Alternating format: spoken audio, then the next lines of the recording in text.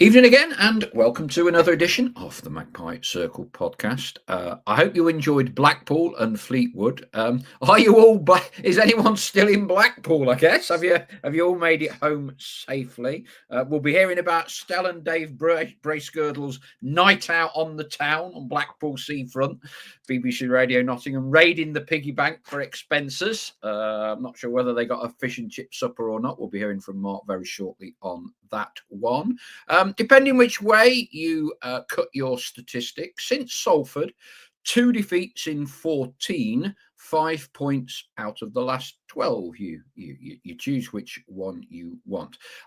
It's still a week or two early yet. International call-ups. Andy Easom and other members of the flock have been sending me Gambia's World Cup qualification campaign, which means it's highly unlikely he will be involved for Crewe if indeed that Crewe game takes place. 3 international call-ups are required for either Notts or Crewe. I know in the past Crewe have managed to get games postponed because of international call-ups. That's a little way off. We'll be focusing more on Barrow tomorrow night and Wimbledon on Saturday, which I think a lot of us are saying could be a pretty important indicator as to our chances of automatics as opposed to playoffs. Not got a great record against other teams in and around us. No better time than to put that straight on Saturday.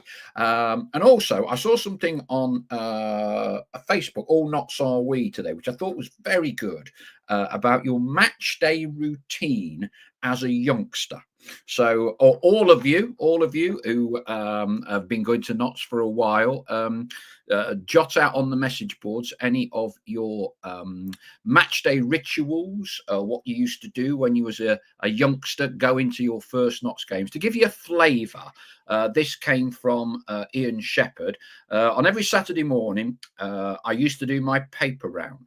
Then my meat round, I was a butcher's boy. And this is where it gets interesting. Then I'd meet my mates at Colton and Netherfield Station. I know that very well. Pinch the toilet rolls off the train toilet compartment. Then go and stand in the lane end waiting for Notts to score and launching said toilet rolls onto the pitch. We'll find out what Stell did because he was a Derby boy, wasn't he? And his dad was a big Derby fan. I don't know what Stell's Derby rituals were. We'll come on to that later in the programme. Stell, Stuart Maynard, I thought it was very candid and revealing interview on Saturday.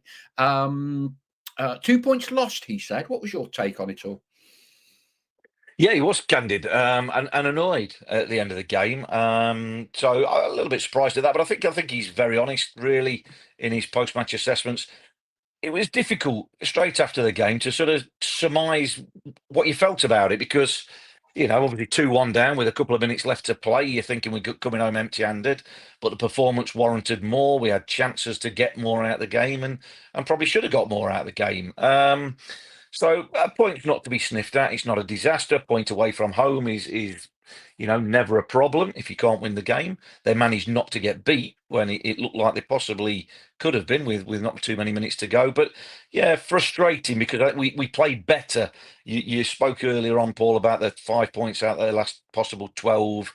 And a couple of them performances have been, the levels of the performance have dropped, quite a bit below what we know they're capable of. Well, Saturday was back up to what we know they can do. They controlled the first half, really, scored a good goal, should and could have maybe added to that.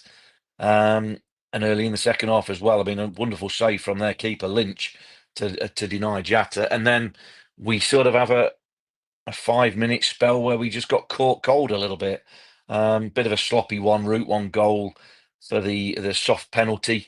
But not too many complaints on the field. So I think it probably was a penalty, just frustrating in the way it was given. And then, that leads to 3 minutes later them taking the lead in a game where they hadn't played a large part in it, really. Notts had controlled it up until that point. And then, I say, Notts had to show a bit of spirit and fight to get something out of it. So, topsy-turvy game, seesaw game, but I just think Notts created enough chances, enough good chances to have left with all 3 points. And I think Stuart will feel the same. And that'll be the frustration that we created some really good chances. Okay, we took 2 of them, but really that was a game where we could and should, but for that 5 minutes of a little bit of sloppiness, we would have left with 3 points. But, it wasn't to be. So we got to move on. Indeed, we have. Let's get a few thoughts from the flock. Plenty of you out and about. I think you're all back from Blackpool by the looks of it, just about. Evening from Paul Huskerson, from Richard Elvian. A big few games ahead of us, he says. Phil Summo, evening all. We're making lots of chances. 20 misses. Recently, we're dropping too many points. Paul Mantle, evening all, in the pub, running a little late. So I don't know whether he's got his little phone on, listening or watching to us while he's got his pint on. Ian Haywood, disappointing to have not won against Fleetwood. Typical Notts, never does straightforward wins. On a good note, the team is starting to find form at the right time. Evening from evening all from Graham Oates. Ian Cooksey, the difference between the displays in first halves and second halves is alarming. They don't seem to be a 90-minute team. I'll pick up on that with Mark a little bit later, Ian. Evening from Ray Newton. Royston, Notts very Jekyll and Hyde. You never know who they turn out to be. But Chatwin, we were talking about the weather. Still hoping to get a good round of golf with Tony Henson on Thursday at Coxmoor. Evening all from sunny Morocco. Well done, bud. You're well ahead of us. I hope you're enjoying Morocco. Yes, the news today. Robbie Cundy has gone to Solihull on loan. That suggests we're well off for defenders, says Ian. Evening from Stephen Newton and from Karen Knight. Gazali. I was at Fleetwood. Pre-game, I predicted a draw, but we could have easily lost. Has to be a point game because that's what we got. Teams are dropping points, still 39 points to play for. Martin Shipley, evening from Athens. I trust it's a bit warmer there than it is here, although it's quite nice at the minute. Helen Spencer, evening to everyone. Evening from Stuart Woodward. Solent Magpie, Shane Walker. It's a very warm and sunny Solent, he said. Ray Newton, when are we going to put teams we dominate to bed? If only we could play for a full 90 minutes at least, says Karen Knight. Lippy Jane, big bonus of the day. The weather was fantastic. The train's on time. And Fleetwood Fish and Chips Shop shock was superb. The Fleetwood officials were there in their minibus. Evening all, PJ Defiance, who's back from Tenerife. What have I missed? Weren't you paying only a fiver, wasn't it, for Fleetwood, I think, to watch the game on Saturday, not a tenner. Chris B, aside from 5 minutes of madness, we were decent for 85 minutes of the game at Fleetwood on a very poor pitch. Adrian Druitt, evening all. Paul, was that you stood at the back of the seating area before kick-off? It was. No hiding place. Stephen Shepherd, I was expecting Stell would be wearing his Kiss Me Quick hat from Blackpool Pleasure Beach. Bud Chapman talking to us about remembering your early days as a Notts fan. Tuesday evenings, I remember more. It was the reserves as the kids got in free and we could run up and down the cop. I may have been doing it with you. I'm 61, but I remember on the clinker asphalt in between the little steps. North Midlands League. Notts used to be in, didn't they? Middlesbrough are a decent team, and Sunderland, if I remember right. That would have been late 60s, early 70s for me. Andy Easom managed to say hello again to comedy legend Sid Little at lunchtime in his Fleetwood pub. Lovely fella, 82 years young now and still doing bits and bobs. Gazali, considering Fleetwood have beaten most of the top 10 teams, it's a great point. The pitch looks like a ploughed field, says Dale Pikett. Ian Cooksey, those of a certain vintage. I think so. You might have been a young Ben. Says to Andy Eason, did you call him supersonic? I think that was one of the catchphrases that they had between the pair of them. Fine leg. My first match was 1957, which resulted in my love of Bovril. Another good performance from Whittaker, says Chris B. Do we know if the club are trying to tie him down to a longer contract yet? I suspect nothing will happen before the expiry of his 6 month, to be honest. Derek Flowers, why do we play better away than at home? Seem to be frightened to make mistakes at Meadow Lane. Terry Robertson, I thought someone summed Notts up well on social media the other day. We're very well coached, yet very poorly managed. Don't really want to go down that that debate. We have this every other week, and we're doing all right at the minute. And let's push on for automatics and give Stuart every bit of support. You can all have the postmortems, etc., at the end of the season when we see where we are, and hopefully that is League One. Stephen Moore, evening from St Helens. It was a good performance. Great to have Macari and Jones marauding down the right. Tim Watchon, won't see a better equaliser. Superb. Michael Fletcher, hopefully Didsy back and we can go on a good run. Whew, right, well, I'm up to date, so keep your hands on the keyboards and tapping away. Right, down to the important stuff. We've done the game analysis, Stal.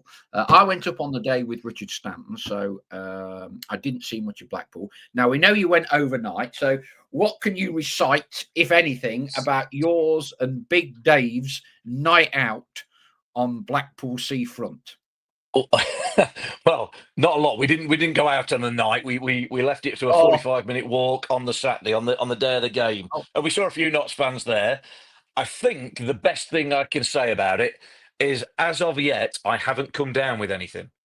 I've not brought any diseases back. I haven't caught anything. I'm still healthy. I mean, Blackpool is, obviously everybody's got an opinion on what Blackpool's like. It's famous for lots of different things, but it's it's a place that, to me, that just needs a good wash. It just needs a good clean out. I mean, fair play to all the people that travelled up there and been travelling up there for years, but oh dear me, it is looking a little bit tired, and that is being kind to it. It's probably looking tired about 30 years ago.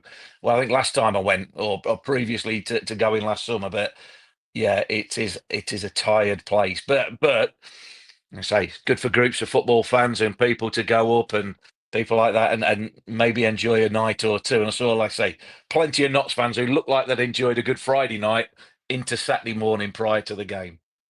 Well, and also at this point, and before I forget any longer, a big thank you to our partners, Big Shed at the Trent Navigation and also JH Accountants. And clearly any hope that we might have had of having the Blackpool Tourist Board as a sponsor for this show have now largely gone out of the window as a result of a great quote from yourself there that Blackpool needs a good wash. Yeah, absolutely. I didn't get that job at the tourist agency. It's stung, obviously. But it is. I've got to say, I got the tram up from Blackpool. Beautiful tram. So if the tram company wants to sponsor us, beautiful new trams, very nice. Very nice. Okay. Oh dear me. Right. This week, look, we will say this about every week for the next 9 weeks of the season. The next week is the most important so far this season, etc., etc., etc. But I think one of the areas of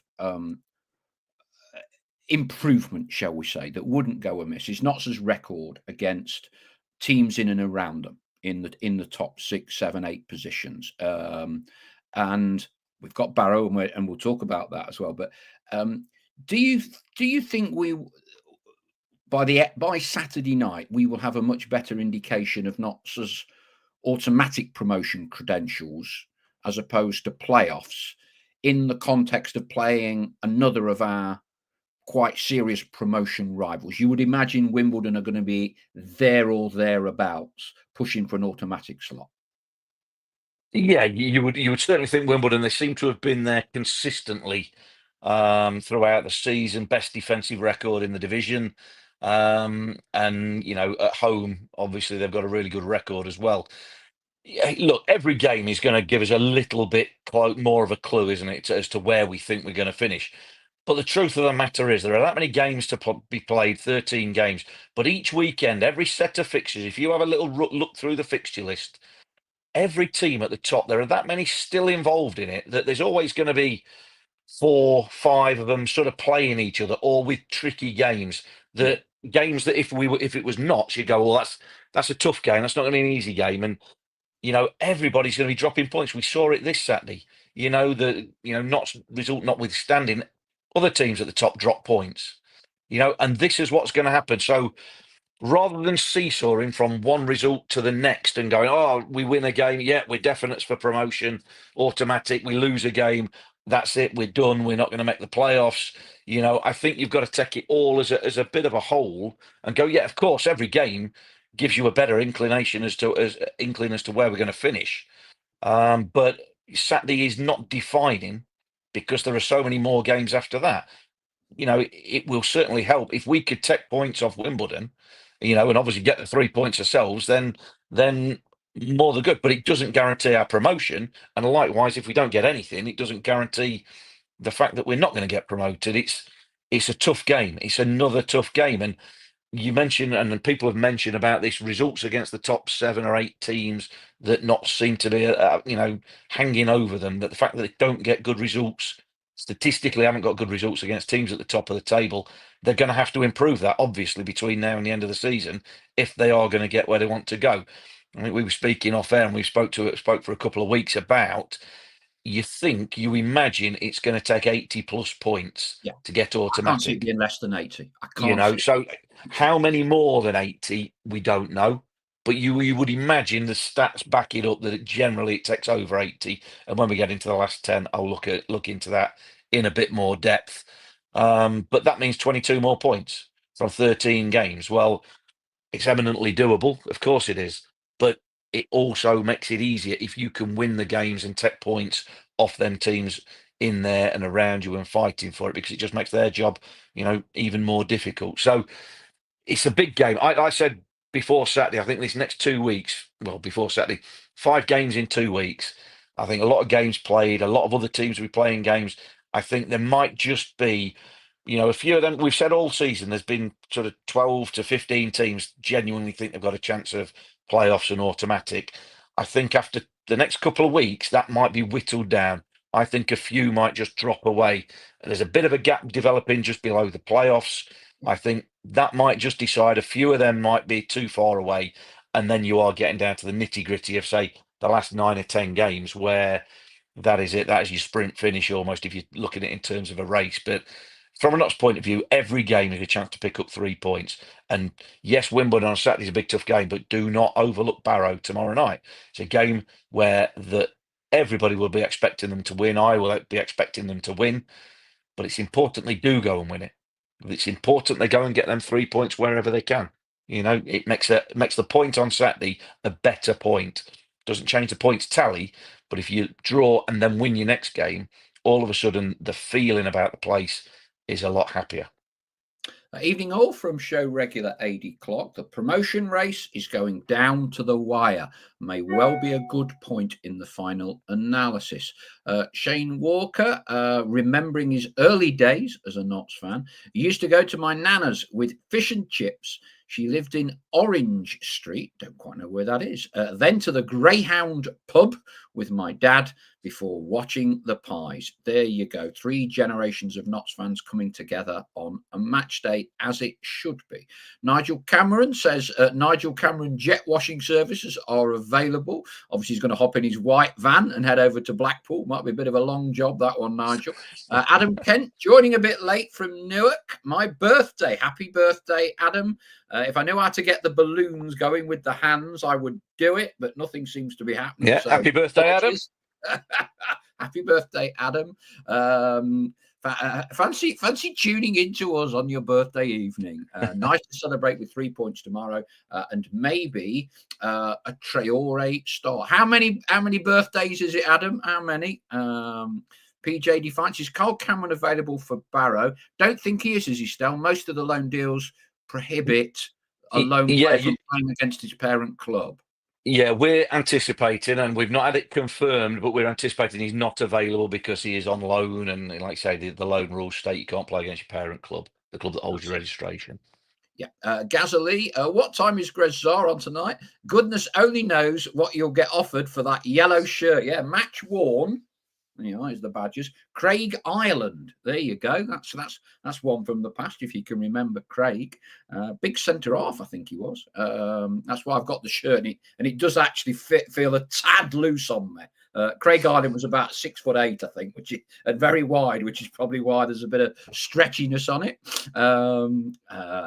Chris Gosling, we've beaten 2 of the current top 5. Yes, we've done very well in some games, and it would be great to get 6 points off Wimbledon in the way that Walsall have taken 6 off us and Port Vale have taken 6 off us. So, but yeah, if we can get that balance a little bit nearer sort of 50-50 against teams in the top 7 or 8.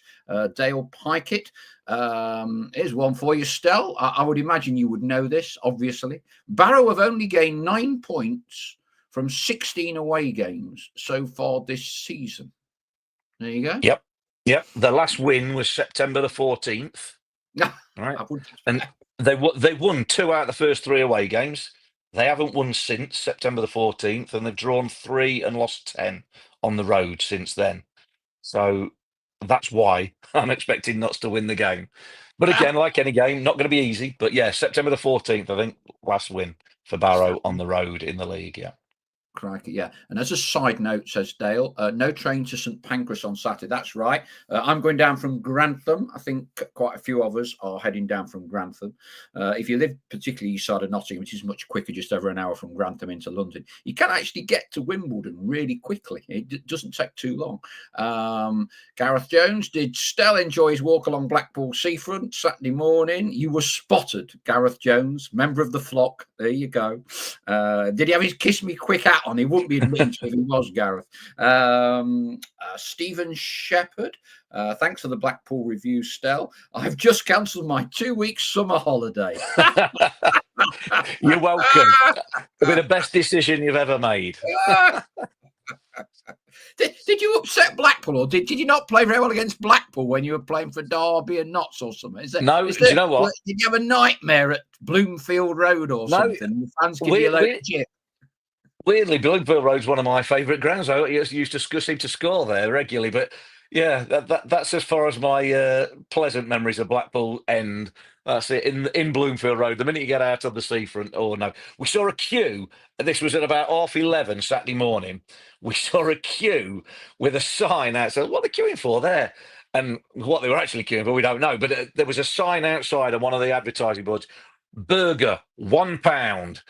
What can you get for £1? What is in that burger? But there's a big queue outside the door for it at 11:30 Saturday morning. I don't know whether this was people coming in from their Friday nights, but yeah, imagine that, a £1 burger. What are you getting in that on Blackpool? Well, one of the side roads just off the front. But dear me, we didn't bother trying it out. That wasn't my new pre-match meal. Martin Shipley, as good as our January transfer window was, I think we're going to rue not signing an experienced striker. By experience, did you mean oven ready there? Then I got pelters for that one, but yeah, jury for me still a little bit out on whether we've given Stuart the best possible tools to get automatic. But results will out, and we'll see what we can get. Nigel Cameron, 2 weeks in Blackpool, more like 1 night out and 13 nights to recover. Eddie Clark, did you see the interview between Neil Warnock and Pep? Can Stell throw some cold water in the Barrow changing room? Not sure what Eddie's on there, but no, I haven't seen it, but by all means, shed a bit more light on it. Okay, look, as you say, Stell, we shouldn't be running before we can walk. We have to focus on Barrow. And it's one of these games. It's probably no different to Morecambe, is it, for that matter?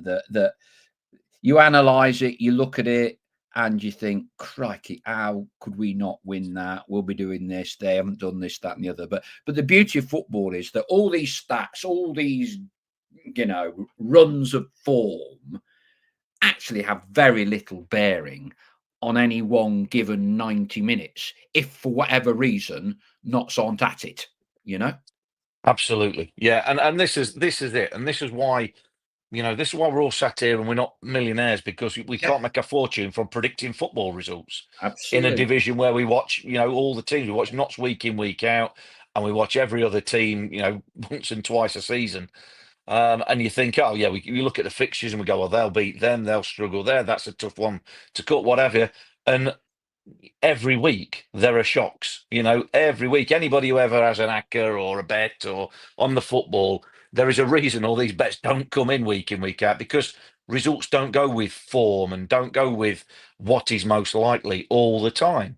And that's what keeps you guessing. And that's why, I try not to be, if we beat Wimbledon Saturday, that means we're we're all but shooing for automatic. And if we lose, we're never going to do it, because that's not what it means at all. Every game is 3 points, and that's the mentality the players will have. That's the mentality Stuart will have. So again, tomorrow night's game, there's as much reward for that as there is for Saturday's game. You've got to pick up your rewards along the way and get, like I say, points accumulation is what I call it.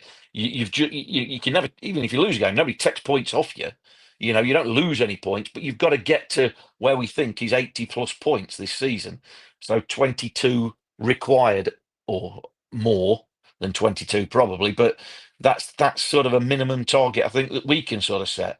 So it's then about how they do that. They've done that. If you go back the last 13 games, I think we've picked up 27 points, maybe something like that. You know, so we can do it. It's form that we can do, but again, the past has no particular relevance to the future. What's going to happen tomorrow night? What's going to happen Saturday? What's going to happen next Tuesday? The players. This is why you have a way of playing, a methodology that is repeatable. That hopefully the players can perform. They've got the quality. They've got the skills. And they can replicate it more often than not. And when they play well, they've got the ability to win games, as we saw on Saturday. They played well, but they only come away with a point, and partly because of, like I say, 5 minutes of chaos, partly because of missed chances. You know, not being clinical enough when they create them chances. And you can look at that too. You know, they're creating plenty of chances, which is a good thing. But are they taking enough? Well, not ideally. But then you go back a game, performance terrible against Tranmere, and 3 points. So again, we're always bottom line. It's always about the points. That's your first and foremost. But the performance level you want to see, them play well and get all 3 points. But in this running, like I say, it's about points first and foremost. Taking on board Ian Cooks' point earlier, and I would take on board your point about 5 mad minutes, and I think that was a phrase used by Stuart as well. Do you detect sometimes not as, let's say, second half control of a game it is nowhere near as dominant as the first half? Would that be unfair? Sometimes we seem to taper away a little bit. I remember, and this is unfair because the reason we are where we are, a lot of it is down to Alessandro Jatta's goals, and he's having to carry the side a lot of the time in terms of goal scoring. You haven't got Crowley's goals this year. Jody's been injured a lot of the time. David McGoldrick has done very, very well when he's played, but at 37, you're not expecting him to play 46 games a season. But there were certain moments with chances where Alessandro scores that one, or you think, that's game over. But for me, in the end, I was actually really relieved we got a point. Part the fact it was an 89th, 91st minute equaliser. But I thought when we went 2-1 down, if I'm being honest, and I was talking to people next to me, I don't think we had a proper goal chance up until that Jatta equaliser for about 12, 13 minutes after they'd gone 2-1. It weren't like we flung the kitchen sink at them. I thought we tapered away a bit. I don't know, is that unfair? I mean, you're the pro, not me. I think sometimes in the first bit you said about the difference between first half performance and second half performance. It seems like we've got more control in the first half than seconds, and I wouldn't disagree with that. I think what happens though is a game evolves and a game changes. The psychology and the nature of a game changes throughout the 90 minutes because obviously you start 0-0 and both teams have got a game plan, and you try and you're trying to put yourself in the box seat. You try and enforce your game plan, your tempo, your style on the opposition, and try and become the dominant team.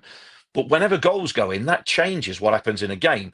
And more often than not, obviously, in the second half, you're getting closer to the final whistle. So teams have to gamble a little bit more. If you're behind, you have to gamble a little bit more. Yeah. So that changes the nature of games.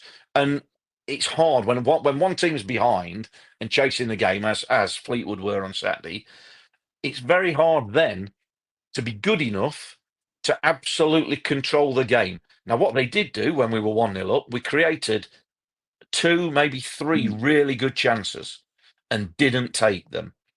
And I know, and I'm the first to say, if buts and maybes don't mean a great deal in a football match, but that said, if we go 2-0 up, I think the 3 points are ours. But we Yeah. didn't. They have a gamble. We lose control of the game because they're gambling, pushing players on. They're putting bodies forward, and they get the break with the penalty.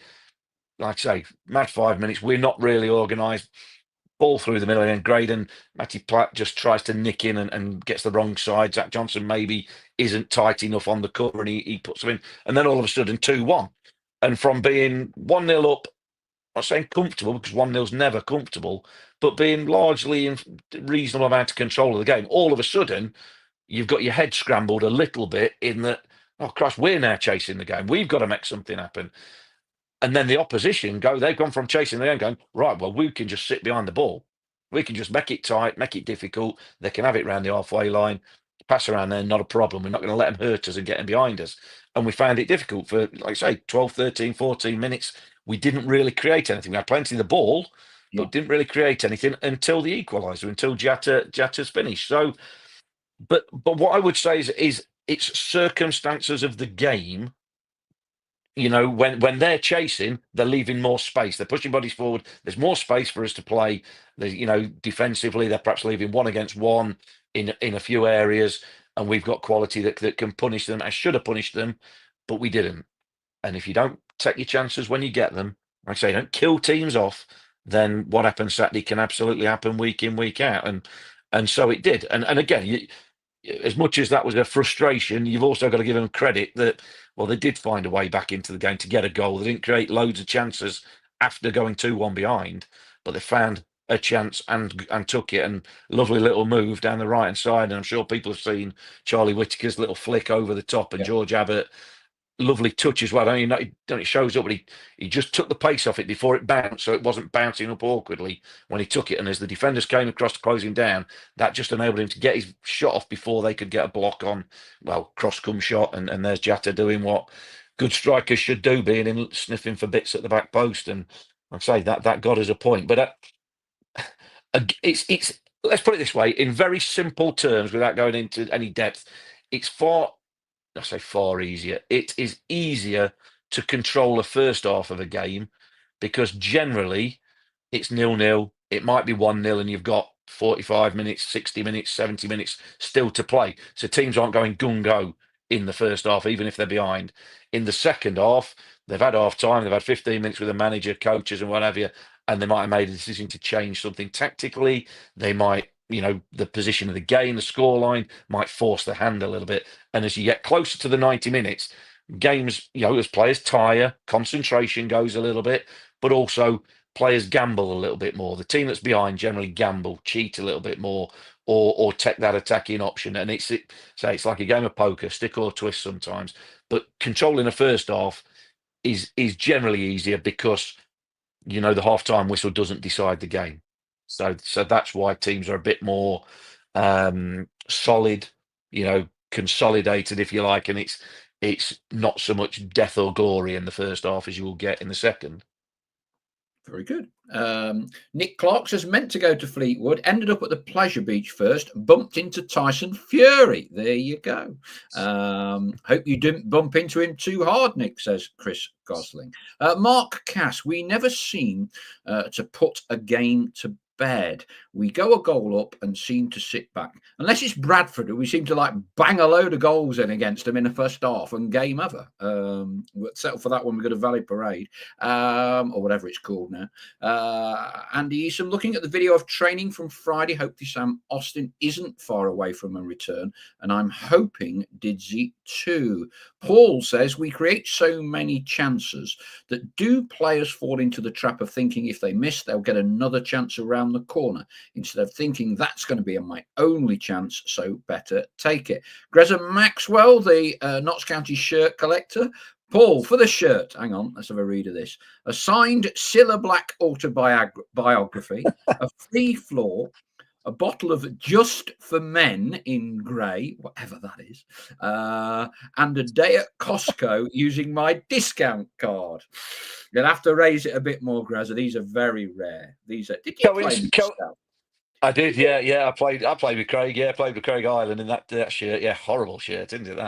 That colour wise, everything's horrible. That sounds like I've had a bad day, don't I? Just coincidentally, that Grez's offer there, that's the same amount I think that Bradford paid for me from Derby. Same transfer fee, including the Cilla Black autograph. um, Dale Pikett. I'm already nervous for the end of the season. Bradford, and then Notts for the last 2 games of the season. Yeah, I'm hoping we're up by then, but that might be a tad too optimistic. No one can deny we changed the way we play towards the ends of nearly all games, says Abbott White. Look at the goal kicks. 4 points in next 2 games, fingers crossed, says Phil. John H. missing Didsey big time, but feel Jatta's missing him more. 2 wins, please. Richard Elvian, Andy Eason. A few weeks back, Stell mused that sooner or later we're going to batter an opposition. Does he still think so? Palmer's corners. Well, it is quite ironic that we all largely went mental because we took short corners all the time. We've now gone to longer corners, and people are complaining about Matty Palmer's delivery. I guess whatever happens, you're never going to particularly win these arguments. But Chatwin, I've no idea whether he's become a content creator statistician. Jatta is averaging nearly 4 chances to every goal he scores. Well, if he gets 8 a game, that's all right. Well, to be fair, if he has 4 a game, I'm quite happy with that if he scores every game. Lee Atkins, unfortunately, we tend to play boring football around the back too much. We sit back too much and teams come at us, which causes us to make mistakes. We started really well on Saturday. 80 Clark, this is the video or interview. It was the dark arts. Warnock said he instructed a staff member to throw cold water over the changing room floor when he played Chelsea to wind them up. Well, yeah. Neil's got a pretty extensive book of the dark arts, and there's plenty of others get up to him as well as Neil. Greza Maxwell, the wife turned the internet off to reboot so she can watch Corrie. So I'm running the TV off my hotspot. Well, I don't know. Anyway, it probably means how he's tuning into the programme. Ian Hayward, Paul, can you have a word with Stuart? Take him off corner duties. My influence is nowhere near that, I promise you. BBC stats, says Phil Summo, I presume, in relation to Jatta. 4 chances for 1 goal. I think that's pretty good in it, Stel, at professional level, or not? Would you not? Well, look, you get me into the world of stats now. I probably needed about 8, but do you know what? Again, it's how good are the chances? Is a chance a header from 15 yards out? Is that the same as when he goes again? Where he goes around the keeper on Saturday? Now that again, I'll not be critical of Jatta. He's got 19 goals this season. Anything I'm saying is not meant as criticism. It's meant as improvement or something to improve upon or something just to really be. My criticism, and it's come up a couple of times, is when he did the same at Meadow Lane, and I forget the game a few weeks ago where he went round the keeper, and because the angle was tight on his left foot again, almost carbon copy as the weekend, and he didn't shoot, brought it back, tried to set somebody else up, and we didn't get anything from it. And for me, if I was just speaking, I'd say, look, you're the leading scorer. You are the talisman in the team in terms of goals. You will get these chances. Yes, if you keep working hard, the team is good enough to create these chances for you. You go around the keeper, you've got to go for goal. You've got to go for goal, unless it's absolutely ridiculous. You buy the byline, anything like that, of course. Or you've got somebody who's got a tap in. And in neither of the cases, and again, like anything, like Matt Palmer with delivery for corners, he'll get criticised because he didn't beat the first man a couple of times. You only make the right decision if it ends in a goal. If it doesn't, we can all be critical. But that's one thing I would say to Jatta: don't be afraid to pull the trigger. You look at any goal scorer of any level, whoever, they're not afraid to miss. And this is coming down to the 4 chances or 1 goal for every 4 chances. Statistically, where that stands with your Shearers, Kanes, people like that, I assume they didn't need that many. Of course, they're quality, but they miss chances. The best strikers miss chances. You've got to be there to miss them. You've got to have a team that creates you them to be there to miss them as well, and you've got to be in the right place, albeit finding the wrong finish if it doesn't go in. But the fact that we're creating chances, that's a massive positive. And I think, if there's a team that's created more chances than Notts this season, good chances, I'd be surprised. Probably Walsall, they might have done it. They're leading scorers, aren't they? But Notts create plenty of chances. For me, I just think that we're not quite ruthless. Really, and again, this is not major criticism. This is minor criticism. We're not quite real, running away with the division, ruthless in terms of finishing for the amount of chances and good chances that we create. Again, I've got no criticism of him for the one that Lynch saves on Saturday. Good You save. get it onto, it's an unbelievable save to his left. It just unbelievable off the line. But when you go round a keeper, and that one, I know people might say, well, you don't have a lot of time to think. Believe me, as a striker, if you know the keeper's coming out, you know you're going to get there. You've already got it in your head what you're looking to do. I'm knocking it to the side and then I'm chopping it back towards the goal with my left foot in that instance, because it's there. It's in your head. You do it in training all the time. It should be there ready. Now, there's a couple of times he's opted to go at angles against me. I want to try and either make sure, but we didn't score, so it's the wrong decision. So I would say to him, just back yourself. Back yourself. You've got 19 goals, 16 of them in the league. You lead the line brilliantly. Do you know? Back yourself. And if you shoot and you don't score, like I say, missing is not a problem. It's just the not shooting. It's the taking it to the side of the keeper and then not going for goal. That's the bit I'd want him to go. Back yourself. Don't matter if you miss. Don't matter if the defenders get on line. Don't matter if you don't fancy your left foot. You kick it with your standing foot and you fall over on your backside. You've still got 19 goals. They don't take any off for you for missing them. So, but that's it. But that's the mentality you laugh about. But that's the mentality you've got to have. You think you back yourself. Say, I'm not going to miss it. But you know what? You think, of course you miss it. Everybody misses. But you can't let it affect you. And credit to him, he didn't, because he's gambling at the back post for George Abbott's cross shot, and he gets us a point. So absolutely brilliant. So again, it's not criticism.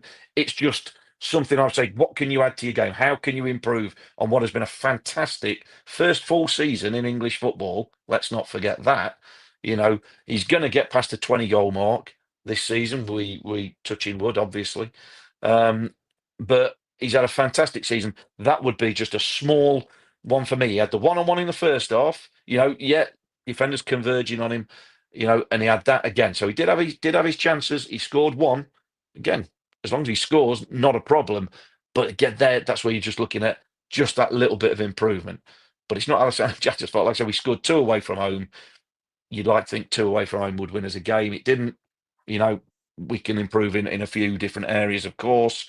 But again, just a micro, not criticism, I don't know what the word is, but suggestion, advice, whatever. If you're going through one-on-one with a keeper, believe in yourself. Go and be ruthless. Go and be arrogant, confident. Put it in the back of the net. And if one of your teammates says you've took the wrong option, have a look at the scoring charts and see. That gives me the right to have a shot. Yeah, I mean, look, I think first season in English football, League Two is a combative division, isn't it? Different, most probably, to the European leagues he's played in. I think he's done brilliantly well, and hands up, I think he scored far more goals than I thought he might. Yeah, I think he's done brilliant. And without his goals, we ain't in the top 7.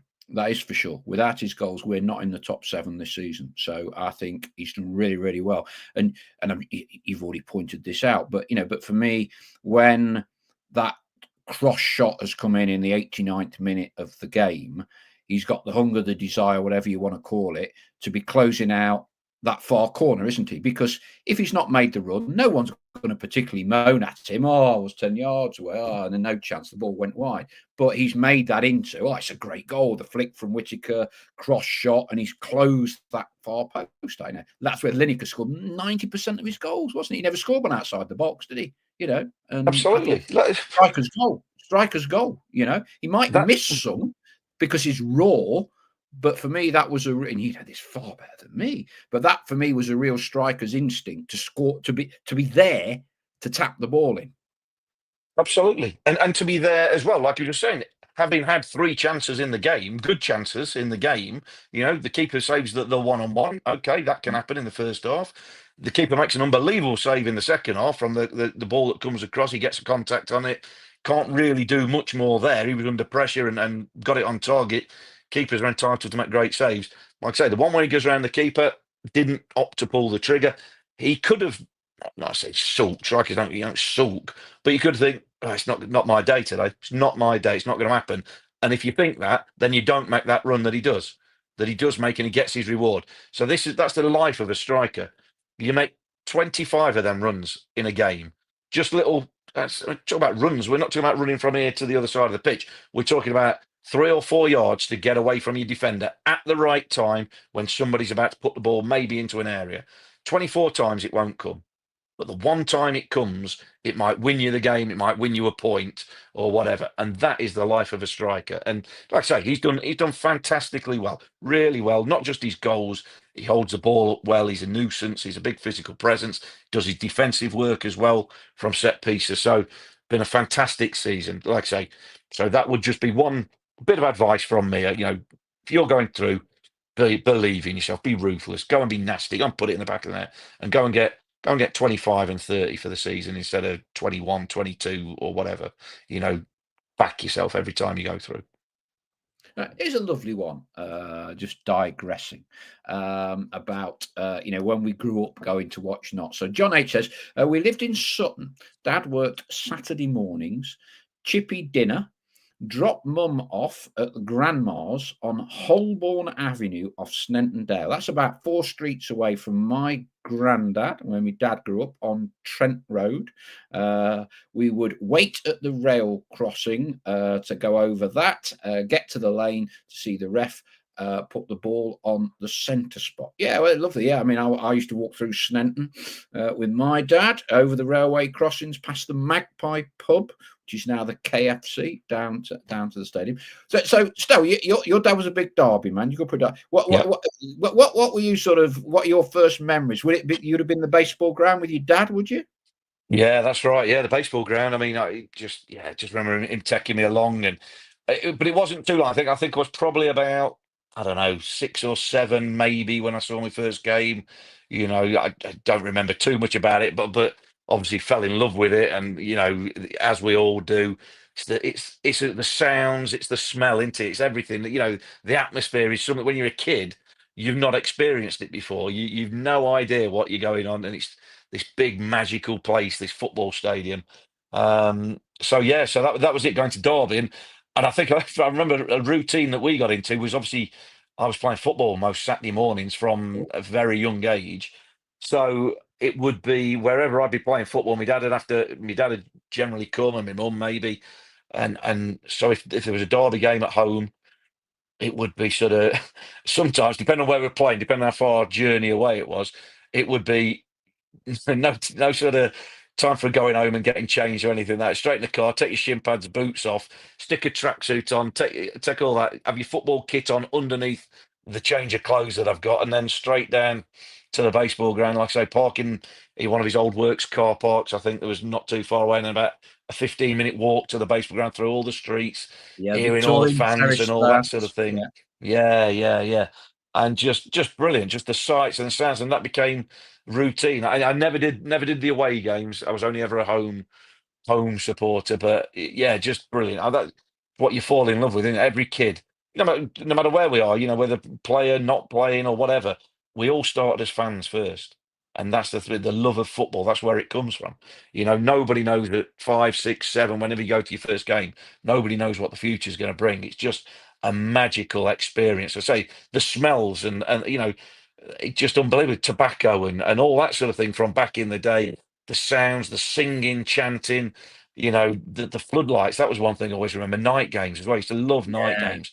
And that carried on even when I was playing. I think I preferred night games to Saturday games, weirdly. But yeah, just there's something special about the floodlights and And I said, a packed football ground. It felt like it when you were 6 or 7, but looking back, it was probably half empty. But there was that much noise, atmosphere. It was brilliant. Everyone will say you go once and you're hooked. And that's what happened with me. And I think also there's that sense of independence, isn't there? And the unknown, because I don't know, you go when you're 5, 6, 7, you start getting to about 9, and you can leave your dad and go into a little corner with some of your mates or other people, and it's like an exploration, isn't it? Going into nooks and crannies, different parts of the ground on your own, a bit like when you go to the cinema for the first time or something. There's a great sense of independence and everything, Oh, because back in absolutely. those days you could wander around basically certainly when I was going, you could wander around all the ruddy ground. You weren't just in a little seat there. You could do a circuit, and when Notts were attacking one end, you go there, other end, you could walk down the other end and watch that one. Yeah, I remember when I got a bit older, and they had a membership, a bit like a family stand sort of thing at Notts now. And they had behind one of the goals, they had what they called the Key Club. And it was for teenagers, based 12, 13, 14-year-old, senior school age kids, basically. Go with adults. The adults would be sat or stood at the back. And you had this plastic key that was your season ticket for, like, I don't know what it was, 25 quid or whatever, to get kids in with the parents, obviously. And it was great. And the parents used to stand in the back and all the kids used to, because you get to know everybody, and you'd all go down the front, and you'd all be there, and we'd all be singing and chanting it. And we'd try and copy all the chants of all the pop side as it was at the baseball ground and things like that. Except you'd be singing the same songs. It'd be about 4 octaves higher, because we were all like 12 and 13 years old. It was like a male voice choir coming in to Aled Jones style. But it was brilliant atmosphere at the time. And, you were there, you thought you were someone special, because you were allowed to go off and stand by yourself in your own little groups of mates, and you could watch the game, and it was brilliant. Absolutely, like I say, it's why we all fell in love with it. It's why we're still in love with it now. It's still great to go to any game, and the better the atmosphere, obviously, is great, but it's also great when you go to these different grounds. I think I did see somebody, I can't remember the name, and I apologize if it's somebody that listens or watches or whatever. Somebody completed their 92 in the Football League this weekend at Fleetwood. Apparently, I did see that. I think Dave told me that, because he's on the 92 thing, and someone Notts fan completed it this weekend. So congratulations to them. I mean, I mentioned they're not 12 or 13 years old, but yeah, that's it's just a great thing to have done, great thing to achieve. Very good. Indeed, it has, yeah. I know quite a lot of people. Technically, that will be the 92 current clubs in the Football League and the Premier League. Technically, you can't do all the current grounds, because Notts have Well, never played at White Hart Lane. I'm getting a bit, but yeah, the real spotters here. Technically, Notts. So you will have seen Notts currently play at all the grounds of the current 92 professional football clubs, or all the clubs. There's about 7 that Notts have never played at. Not, don't think they played at the new Hull ground. They've never played at Derby, new stadium, yeah, Pride Park. competitive fixture. Not played at Leicester. Quite bizarre, isn't it? Derby and Leicester, and they've not played a senior competitive match at Well, those. there's me. There's me. You see, I've done Blackpool, Dan. You've done this guy, Dan. Whoever it is, No, somebody might know him. That's all I'm saying. From a no, Notts fan, no, somebody it's good. might know. Hey, I've done the Dave 92 told me. He put matches. it on Yeah, Twitter. I know. Obviously proud of it, and took him Yeah, a fair amount of years. So credit to him for that. You've just caught it down from him. I'll get off with it. Whoever it is, anyway, congratulations. And I'll lead you Uh, on to this one. So you're going through the generations. What were you doing at Derby when you were 16, Stel? what was I doing at Derby when I was 16? I was leaving school and signing for Derby. I'd signed. Yeah, I'd be becoming a YTS then. But didn't you Why? make your You've got some. debut? Didn't you make your debut as a 16-year-old for I Derby? did, yes, when I was There 16. you Yeah. go. I know you're a bit modest, but so 16 and you're playing first team football for Derby, having been at the ground all them years up with your dad. Yeah, and and just to put myself back in my box, I think one of my first games was at Southend at Roots Hall, and Arthur Cox was manager, and it's old. You talk about old school things and things that Yes. probably wouldn't happen nowadays. Anyway, it wasn't my debut, but it was one of my first starts. I'd only perhaps started one other game before that. Anyway, I was having a bit of a nightmare. First 45 minutes, didn't get much of a look in. This was the old. Well, it was what is now the Championship, but the old League One as it was then, First Division. Yeah, having a bit of a nightmare. Didn't get a kick or anything the first 45 minutes. Arthur Cox, who's, old school manager, you didn't mess about, bit of a sergeant major type, he said to Gordon Guthrie, who was the physio, he said, Gordon, go and get the bottle.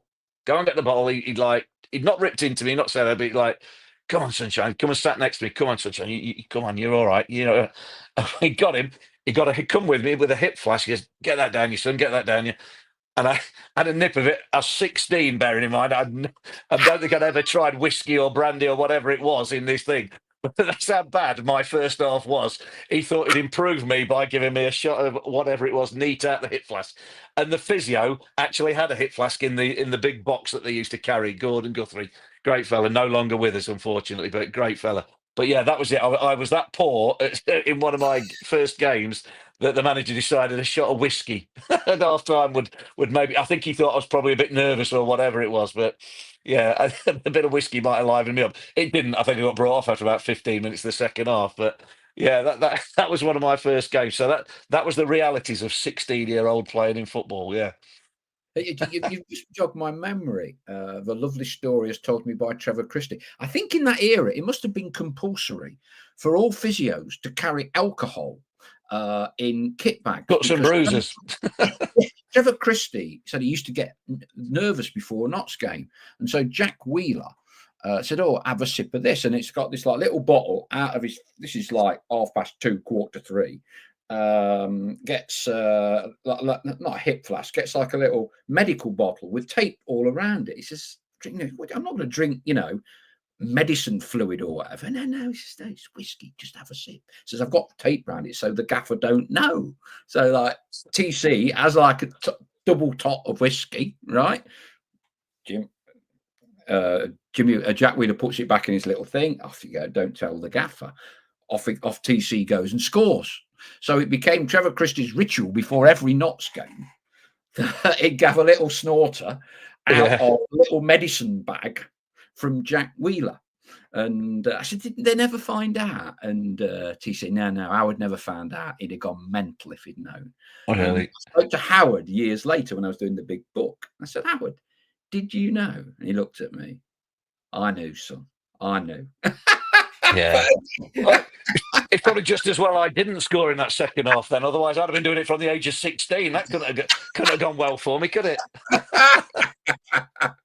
But that's it. Like I say, you think about things like that happening now. You think, cracky me, there'll be all sorts of people cancelled, and there'll be complaints and all sorts of things going off. HR would get involved, but yeah, that was it when I was 16. Yeah, that's one of the things that happened, and one of the things that was part and parcel of the game.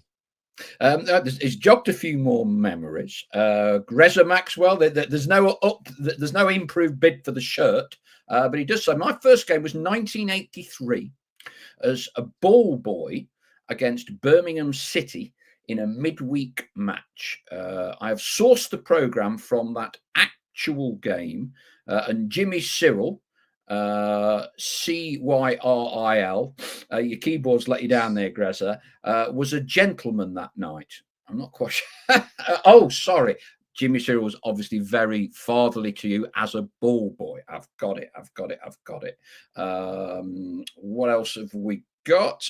John Marston, sitting on my dad's shoulders in the now family stand, which were porter cabins, I think, and going into the Meadow Club afterwards, 1988. Yes, it's bringing back a few memories.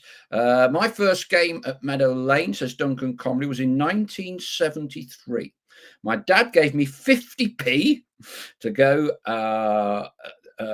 go, which covered my bus fare, ticket to the game, and a Bovril and a Mars bar. There you go. Those were good times to be a Notts fan. We used to stand behind the Notts concrete brick dugout, says Ian Haywood. My very early days, I've told this before, where I used to stand with my dad and his dog, the Fox Terrier, and there were two tunnels at Notts, Stel, in the old stand before you got there. And the players came out of one down towards the Cop end, and there was another tunnel nearer the Meadow Lane end that was for the referee and officials. So two separate dugouts, quite unusual at the time. Dale Pikett. First Notts game was 1981, Notts versus Cardiff. My Saturday morning was walking from Lord Nelson Street, yeah, that's next to my old granddad's place, in Sneinton to Notts via the Chippy. Boxing Day in the 70s, says Ian Cooksey, the smell of brute and cigars. Yeah, very good. Andy Easom, all being well, we'll be making the trip along May 52 to play our first league game at Pride Park next season. There you go. That'd be good, wouldn't it? Baseball ground had an atmosphere all of its own. And this one, I know other people will remember this. The greatest display of goalkeeping I've probably ever seen was Eric McManus in about 73-74 when Derby had just won the league title. It finished 1-1. Derby County, if they were keeping stats, must have had about 146 chances. And Eric McManus saved 145 of them. And I think Derby scored from a penalty or something. I always remember that at the baseball ground. But anyway, we're taking a long trip down memory lane, Meadow Lane, baseball ground, call it what you will. Let's get back to more contemporary. Tuesday, Barrow. Saturday, Wimbledon. Next Tuesday, Grimsby. I'm sure we'll get a warm reception there, won't we? Bloody hell. I tell you, there's just one thing, irrespective of what happens results, that I hope doesn't get, I find it a bit trite, that just keeps getting trotted out. And I think psychologically and mentally, I think this is important. We've all got to play basically the same number of games between now and the end of the season, right? We'll all have to do, broadly speaking, the same travelling. It just irritates me a tad, Stell, when we continually talk about the hectic schedule, the terrible schedule, managing minutes, this, that, and the other. It's the same for every other team. So should that not cancel it out among the clubs? Because we're not actually any worse off than anybody else, as far as I can see. Yeah, Was that pain? No, I'm with you. Like I say, it's everybody starts on the same day. I'm going to say same day. There might have been a same weekend, and everyone finishes the same weekend, and everyone plays 46 games in between them 2 points. So there's going to be periods of the season because of cancellation, what have you, where you're going to be busier, and there's going to be periods of the season where other teams are busier. It is the same for all teams. Like, look, teams will highlight it when it goes against them because teams want to use everything they can. You could argue Barrow have not played since Thursday, have they? They played Carlisle on the telly on Thursday, so they've had a sort of day and a half's extra rest for Tuesday night, which it is factual. It's factually correct, but in the grand scheme of things, you know, you have 46 games in the season. You prepare a squad in the best way you can for every single game, and you need to win as many games to get where you're going to get to. At the end of the day, they're just you know, they're things you can bring up. It's factually correct, but it's not a reason why you finish anywhere at the end of the season because everybody has played 46 games in the same space of time. So, like I say, that's it's a moot point for me. Yes, that you'll have certain busier weeks than others, and you just hope you've got players fit at the right time and you're in form at the right time. But every club's got that problem. They've got to overcome it. Abbott White, the last landlady of the Magpie pub, which I mentioned earlier, just where the railway crossing was, where you went from Sneinton down towards the Notts ground. The last landlady of the Magpie pub still has the sign with the magpies. I remember it, that hung outside in her back garden. Well, there you go. There you go. It's amazing what this throws up. I remember the magpies on the sign. When I was little, says Helen Spencer, my dad and I used to start at Sutton in Ashfield at 1 o'clock to get to the ground at 1:30. We parked in the waterworks. There's an old phrase, the waterworks car park, and into the ground. Like you say, so we all remember what we did in our very early days watching our football club. And I think I think one or two people get a little bit confused after I did not diss the person that's done 92, right? That's all 92 clubs. But obviously lots of clubs have had new stadiums, yeah? And so Notts have not played at certain of those stadiums. And so people have been kind of like pointing that out. And some people say, well, we did play at Derby's baseball ground. Of course we did, but we haven't played at Pride Park. And I think one or two others have put a few out there. Brentford have obviously got a new ground in the last 2 or 3 years. And there are others. Brighton, we've not played at Brighton's ground either. So that's kind of what we're talking about. Technically, it's not physically possible for Notts to have played at all the existing grounds of the 92 clubs. There you go. Right. Anyway, let's hopefully that tidies that all up. Right. I think we're about done. That trip down memory lane has took us into injury time, Stel. Right. So thank you very much as always. Busy on the boards. Tonight, you will be in the commentary box with Mr. Bracegirdle, will you, tomorrow? Yep, absolutely. Yeah, me and Dave there Tuesday and Saturday, and hoping to be commenting on 2 wins. Obviously, if we do, then obviously the league will look well. But say every game is a chance to pick up 3 points, and got to get over that 80-point mark, we think, and we'll discuss that in future weeks. How far over? Yes. Duncan Comrie's tidied up Derby, has a better memory than me, or he's got access to YouTube. It was a twice taken penalty at the baseball ground. Charlie George scored the retake after Eric saved the first penalty. That's right. Greatest goalkeeping display ever. Saves a penalty, and then typical big club ordered to retake it, and they scored that one. Yeah, Ray O'Brien scored for Notts. Robbie Stevenson, some new names, obviously jogged a few memories. My first game was when we played Swindon at home. I think it was 93-94, and Glenn Hoddle, he was player manager, and we drew 1-1. I went with my dad's sister. I knew I'd be a Notts fan from that day on. Now, Stel, you obviously didn't like going out at Blackpool. Have you now, between you and Dave, have you exhausted the BBC Radio Nottingham overnight budget, or are you going down to South London and you're going to go round the hot spots of, I don't know, China White or String fellas by now, or whatever? Oh yeah. No, we've not. No, we're going down overnight with it being 12:30 kickoff. We're overnight, and just to put it in context, as 1 week to the next, a week's a long time in football. Last week we were in Blackpool. This week coming, we're staying at Epsom Downs near the racecourse. So, how about that? There's a different end of the spectrum. Yeah. So the BBC budget has been the purse string's been open once more for us. Yeah, but. Yeah, like I say, China Whites and what was the other one? Spearmint, right? What's the other one? Stringfellows. I wouldn't know. I wouldn't know. I think they're safe. Are you going to go for a jog around Epsom Downs? You go around the racecourse. You do a couple of circuits of the racecourse. No.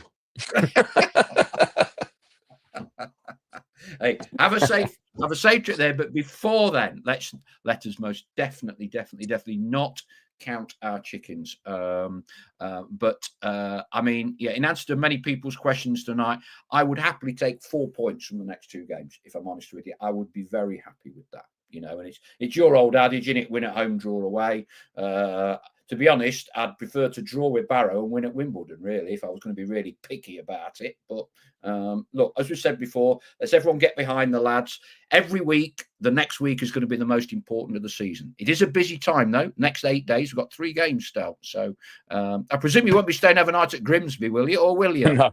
It doesn't stretch that far. Yeah, Cleethorpes is a bit closer to Blackpool, isn't it? So, with an Epsom sandwich in between. No, straight to Grimsby and back. Pick up the 3 points and come home. To everyone tonight, thank you for the banter. Thank you for the trip down memory lane. Stel, thank you as always for your contributions. Cheers. Pleasure, Paul. No problem. Hope everyone has a good week. And we will see you all next Monday. Cheers for now. Bye-bye.